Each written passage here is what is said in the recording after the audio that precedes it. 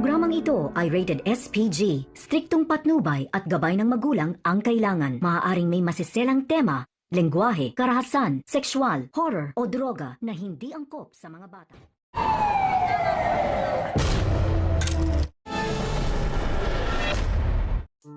Marami na ang nagbago simula nang si Tanggol na ang naupo bilang alkalde ng lungsod ng Maynila. Kaya naman marami din sa taong bayan ang binigyan ng pagkakataon ni Tanggol na magkaroon ng pangkabuhayan. Kaya naman todo suporta ngayon itong si Pogay sa kanyang bagong mayor at hindi rin maiwasan na magkaroon nga ng tila pag-iibigan ang dalawa. Niyaya nga ni Tanggol si Pogay at itong si Vasquez na kumain sa labas.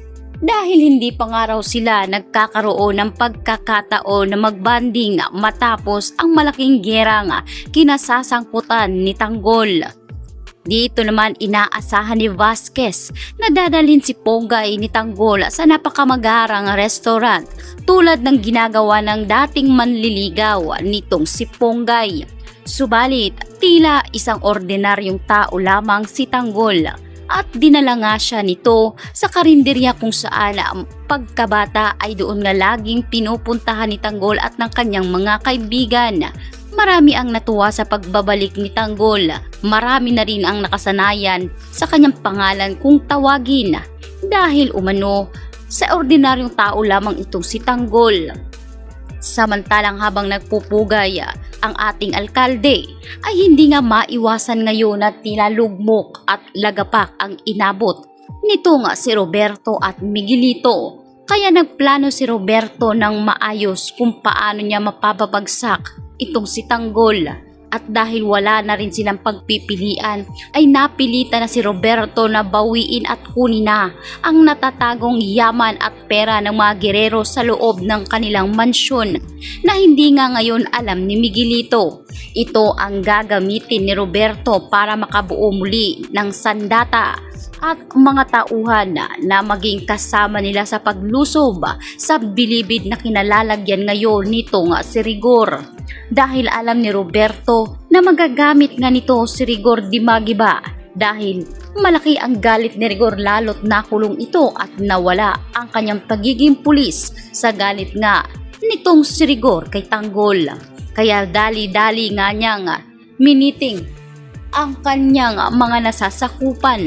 Sinabi nila na susugod sila at dito na naman magsisimula ang panibagong giyera na kahaharapin ngayon ni Tanggol. Sa kabilang banda, pumunta na nga sila Roberto at marami sa mga pulis doon ang nawalan ng buhay. Nakatawag pa ang iilan sa kanilang Mayor Tanggol na kung saan sinabi nga nito na kinakailangan nilang maghanda dahil alam ni Tanggol na susugod talaga ang mga gerero. Nagpapahinga lamang ito at nagpapalakas. Ngunit ang hindi inaasahan ni Tanggol na sa gyerang kahaharapin niya ay kasama na rito ang kanyang inang si Marites. Dinukot ni Rigor si Marites at sinigurado ni Rigor na ito ang magiging sandata niya laban kay Tanggol.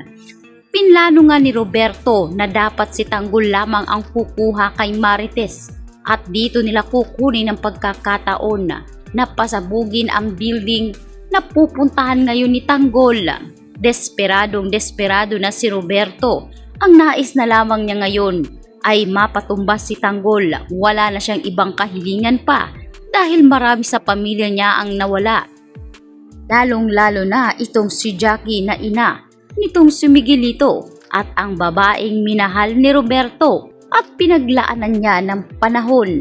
Kaya dito aasahan natin ang malaking gera na kung saan susugod na lamang si Tanggol mag-isa sa naturang building at lugar na sinasabi nito si Roberto para mabawi ang kanyang inang si Marites. Sa kasamaang palad ay pinasabog ni Roberto ang building at ngayon damay itong si Tanggol.